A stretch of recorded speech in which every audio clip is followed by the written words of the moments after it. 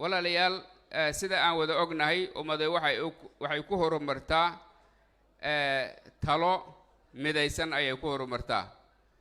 waxay ku horumartaa mabaadi lama taabtaana oo ay wada ilaashato inay leedahay marka laga shaqeynayo siyaasaddu maalinba madabay leedahay maalinba si u taala siyaasadaha waxay la macno tahay ama ay u qaab eg tahay sida aqliga bani aadamku uu kala duwan yahay ayay siyaasaduna u kala duwanaataa marka waxaan u baahannahay yani masaalix dhaqaale oo bulshadaanu ay leedahay oo aan marna raacin isbeddelka siyaasadeed aan marna raacin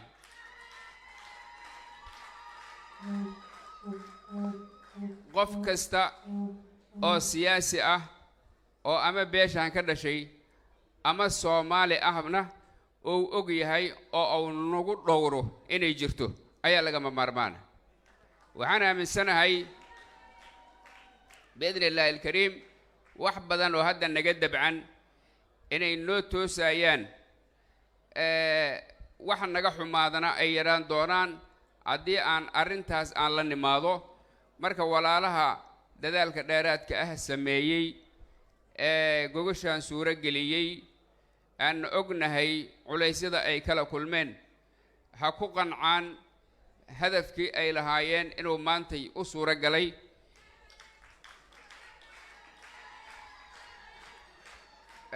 waxaan kaloo aan rabaa sida ay u qabteen hawshaas ayagoon masaalix shakhsi ah ka lahayn inay sideeda u hoggaamiyaan ayagoo kaashanaya mas'uuliyiinta kala gidisan ee beelweynta hadday ahaan lahaayeen kuwa culimada ah hadday ahaan hoggaanka culimada ah aqoonyahanka kale hoggaankooda hoggaanka dhaqanka hoggaanka siyaasiyiinta hadda xilka haya iyo kuwa xilka ka degay sida aan ognahay xilku waa meerto waa isu dhiib laakiin waa inay jirto kan xilka haya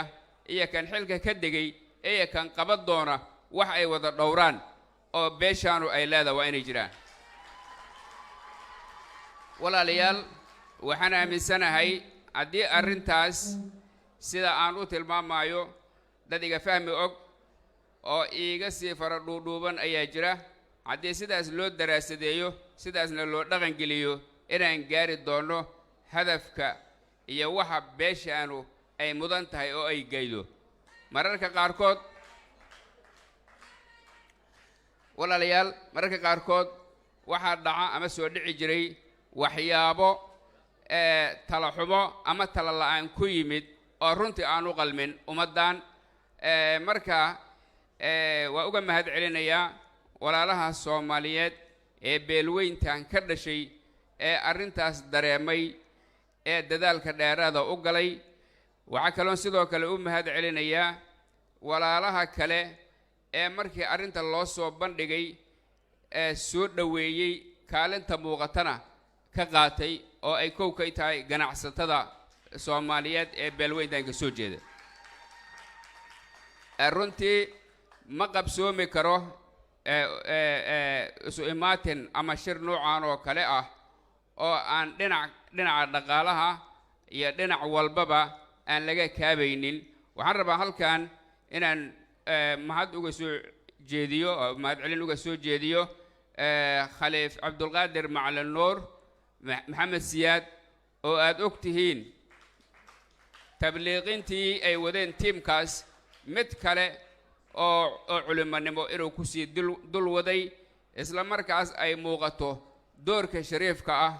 oo uu ka istaahilo beeshan oo noo suuro geliyay mawlacan iyo majliskan wanaagsan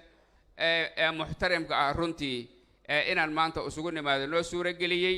mar walbana kaalintiisu ay muuqato ayaan rabaa inaan halka uga mahad celiyo walaalayaal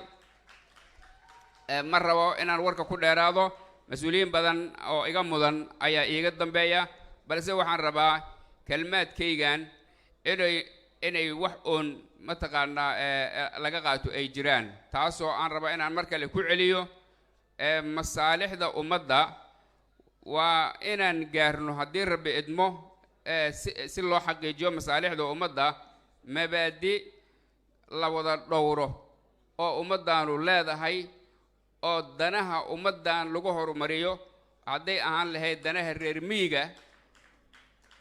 iyo danaha dadka tabaalaysan ee danyarta ah ee beelweydanka soo jeeda masaalix lagu dhowro oo cid walboo naga miduhu oo dhowrto oo siyaasigu dhowro oo culimmadu dhowrto oo dhaqanku dhowro oo qayb kastoo bulshadu ka miduhu ay dhowraan ayaan isleeyahay waa ka dhiman yahay halkaas marka waxaan rabaa inaan intaa ku koobo wabilaahi tawfiiq wasalaamu calaykum waraxmatullahi wabarakaatu